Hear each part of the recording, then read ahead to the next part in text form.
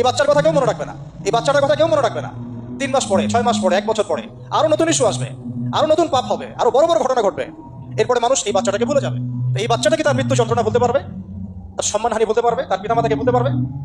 এখন প্রশ্ন হচ্ছে, তার পিতাকেও যদি আমরা জিজ্ঞাসা করি, ইসলামে রেপের শাস্তি হচ্ছে মৃত্যুদণ্ড, আর ব্যভিচারের শাস্তি হচ্ছে অর্ধেক কোমর পর্যন্ত পুঁতে পাথর নিক্ষেপ করে হত্যা করা।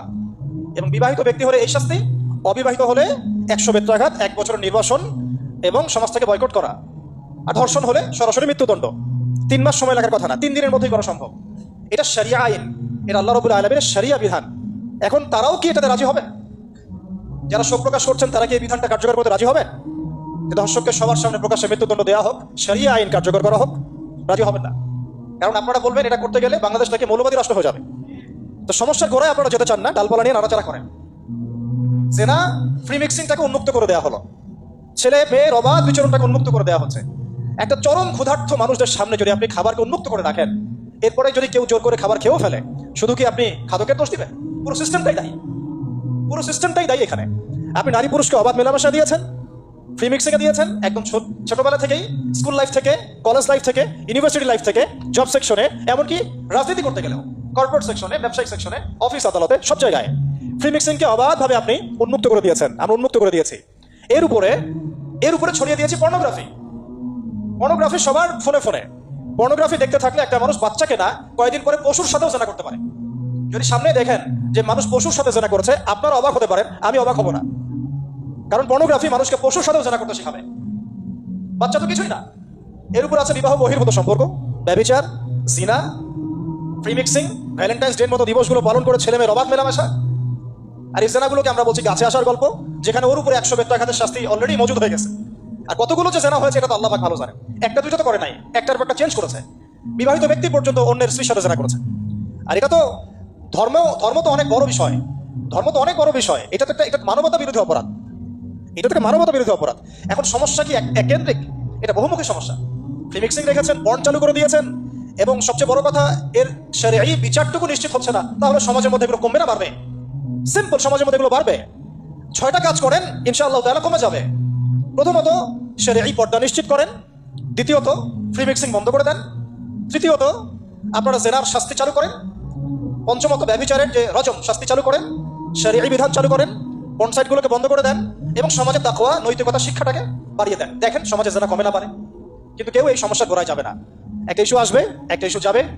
আজকে আপনার বোন তো কালকে আমার বোন, কালকে অমুকের বোন, কালকে তার মেয়ে, নিজের ঘর পর্যন্ত চলে আসছে। আর কয়টা রিপোর্টই বা আমাদের সমাজের সামনে আসে? যে কয়টা রিপোর্ট সামনে এসেছে এগুলো 50%ও না। বহু মেয়ে এগুলো বলতেও পারে না, লজ্জায়। আর আমি তো ওইসব মেয়েদের ব্যাপারে কথা বলা ছেড়ে দিয়েছি, যারা স্বেচ্ছায় নিজের ইজ্জতকে বিলি দেয়। তাদেরকে আমি আমার বোন পরিচয় দিতে লজ্জাবোধ করি। সমাজ থেকে গায়রত, ব্যক্তিত্ব, পর্দা, শালীনতা, হিজাব এগুলো উঠিয়ে দেওয়া হয়েছে। আপনারা কি দ্বীনি অঙ্গনের তসলিমা নাসরিন হতে চান নাকি? তারা কি দ্বীনি অঙ্গনের তসলিমা নাসরিন হতে চান? কেন আপনি একটা ছেলের সাথে হারাম সম্পর্কে জড়াবেন? কেন প্রেম করতে যাবেন? কেন আপনি তার সাথে বাইকে করে ঘুরতে যাবেন? কেন আপনি আপনার বন্ধুদের সাথে ফ্রি মিক্সিংয়ে ঘুরতে চলে গেলেন? 3 দিনের রাস্তা, 7 দিনের রাস্তা, 10 দিনের রাস্তা, অথচ আপনার উপর হজও ফরজ না মাহারাম ছাড়া। না আপনি পর্দা মানছেন, না মাহারাম মানছেন। আর সমাজে না আছে ইসলামী শরিয়া আইন অনুযায়ী বিচার, আর না আছে পর্ন বন্ধের উদ্যোগ, আর না আছে ফ্রি মিক্সিং বন্ধের উদ্যোগ। তো আপনার ইজ্জত চলে গেলে কে ফিরাই দেবে আপনাকে? আমি তো আপনার ভালোর জন্যই কথা বলছি। সমস্যা হচ্ছে আমরা সমস্যার গোড়ায় যেতে চাচ্ছি না। আজকে এই কথাটা আমি এখানে বলতে চাই নাই, শুধু কথা প্রসঙ্গে চলে আসছে যে এই যে মেয়েটা কাতরাতে কাতরাতে মারা গেল আজকে, আপনারা দেখে নিয়ে 3 মাসের মধ্যে এই মেয়েটাকে সবাই ভুলে যাবেন। সমস্যার গোড়ায় আসেন। সমস্যার গোড়া হচ্ছে আল্লাহর জমিনে আল্লাহর দ্বীন ইসলাম বাস্তবায়ন না হওয়া পর্যন্ত এই মানবতার মুক্তির কোনো রাস্তা নাই। আল্লাহ কসম করে বলতেছি, আল্লাহর জমিনে ইসলাম, কোরআন, সুন্নাহ, রাসূলের আদর্শ বাস্তবায়ন হওয়ার আগ পর্যন্ত এই জাতির স্বাধীনতা বলে কোনো শব্দ নাই। এই মানবতার মুক্তির কোনো পথ নাই। কেউ আমরা স্বাধীন না, কেউ আমরা আমাদের ইনসাফ ন্যায্য অধিকারটুকু পাবো না। কালকে আপনার ঘরে সমস্যাগুলো আসলে আপনি এটাকে প্রতিহত করতে পারবেন না। বিচার চেয়ে বেড়াবেন এক মন্ত্রণালয় থেকে আরেক মন্ত্রণালয়, ফাইল ঘুরতে থাকবে, আপনার কেস বন্ধ হয়ে যাবে, আপনার বোনের ইজ্জত ফিরে আসবে না। আর রাসূল সাল্লাল্লাহু আলাইহি ওয়াসাল্লামের জামানায় আপনি আমাকে রেপের ঘটনা দেখান কয়টা ঘটেছে? সাহাবীদের জামানায় রেপের ঘটনা দেখান কয়টা ঘটেছে? জেনার ঘটনা দেখান না কয়টা ঘটেছে? ব্যভিচার কয়টা ঘটেছে? চুরি বা কয়টা হয়েছে? ধর্ষণ কয়টা হয়েছে? ডাকাতি কয়টা হয়েছে? একটা দুইটা রেয়ার আপনি ঘটনা দেখাতে পারবেন। এবং যখন সেই ঘটনা ঘটেছে ইনস্ট্যান্ট দেন নবী সাল্লাল্লাহু আলাইহি ওয়াসাল্লাম শরিয়া আইন বাস্তবায়ন করেছেন। তিনি শুধু মানুষকে তাকওয়ার ওয়াজ নসিহত করেন নাই, বরং আল্লাহর আইনও বাস্তবায়ন করেছেন। এই দুটো সমানুপাতিকভাবে চলতে হবে সমাজের মধ্যে। শুধু তাকওয়ার ওয়াজ করেই সব বন্ধ করা যাবে না, আইনও বাস্তবায়ন করতে হবে। তখন দেখবেন সমাজ সমান্তরালভাবে চলবে, একটা আলোকিত সমাজ বিনির্মাণের দিকে আমরা হাঁটতে পারবো ইনশাআল্লাহ। শুধু আমি ওয়াজ করে যাবো, আইনের কোনো বাস্তবায়ন নাই, আবার আইন বাস্তবায়নের কথা বলবো, তাকওয়ার কোনো সমাজ নাই, এভাবে হবে না। দুটো একসাথে চলতে হবে। আমরা দুটো থেকেই সমাজকে বিচ্ছিন্ন করে ফেলছি। স্কুল লাইফ থেকে তাকওয়ার শিক্ষাটাকে আস্তে আস্তে শেষ করে ফেলছি। আমি তো দেখালাম তাকওয়া তো শিখবেন আপনি কোরআন থেকে, হাদিস থেকে, সিরাত থেকে, সেটাই তো আমরা পড়ি নাই। আমি চ্যালেঞ্জ করতে পারি আমাদের স্টুডেন্টদেরকে, আল কোরআনুল কারীমের 10টা সূরার অর্থ তারা বলতে পারবে না, হাদিসের মধ্যে 100টা হাদিস তারা মুখস্থ বলতে পারবেন না। রাসূল সাল্লাল্লাহু আলাইহি ওয়াসাল্লামের পবিত্র জীবনী তারা 20 বছরে একটা কিতাবও একাডেমিক্যালি পড়েন নাই। ইসলামের ইতিহাসের একটা কিতাব একাডেমিক্যালি পড়ানো হয় নাই। তাজকিয়া সংক্রান্ত একটা কিতাব পড়ানো হয় নাই। ফিকহের উসুলে ফিকহ ছাড়া আপনি কিভাবে চলবেন? ফিকহের একটা কিতাব পড়ানো হয় নাই। তাহলে এই জাতিটাকে আপনি কিভাবে ইসলামের দিকে নিয়ে আসবেন? শিক্ষা ছাড়া। শিক্ষা না থাকলে, ইলম না থাকলে আমল কিভাবে আসবে? আমল না থাকলে তাজকিয়া কিভাবে আসবে? তাজকিয়া না থাকলে আত্মশুদ্ধি কেমনে আসবে? আর কিভাবে আমরা সৎ পথে থাকবো, অসৎ পথ থেকে দূরে থাকবো? কিভাবে আমাদের মধ্যে আল্লাহ ভীতি জাগ্রত হবে? আর আল্লাহ ভীতি যদি জাগ্রত না হয়, আমি গোনা থেকে কেন দূরে থাকবো? যার মধ্যে আল্লাহর ভয় নাই, সে গোনা থেকে কেন দূরে থাকবে? তার মধ্যে তো আল্লাহর ভয় নাই। তা আমরা তাকওয়া বিবর্জিত সমাজ প্রতিষ্ঠার দিকে এত মেহনত করেছি বিগত প্রায় 50, 60, 70 বছর থেকে। কিন্তু আগামীর বাংলাদেশে আমরা এটা আর দেখতে চাই না। আমরা আগামীর বাংলাদেশে দেখতে চাই প্রত্যেকটা সেক্টরে যেন তাকওয়া নিশ্চিত হয় এমন ব্যবস্থা গ্রহণ করতে হবে, এবং একই সাথে আল্লাহ রাব্বুল আলামিনের জমিনে আল্লাহর বিধানগুলো বাস্তবায়ন করতে হবে।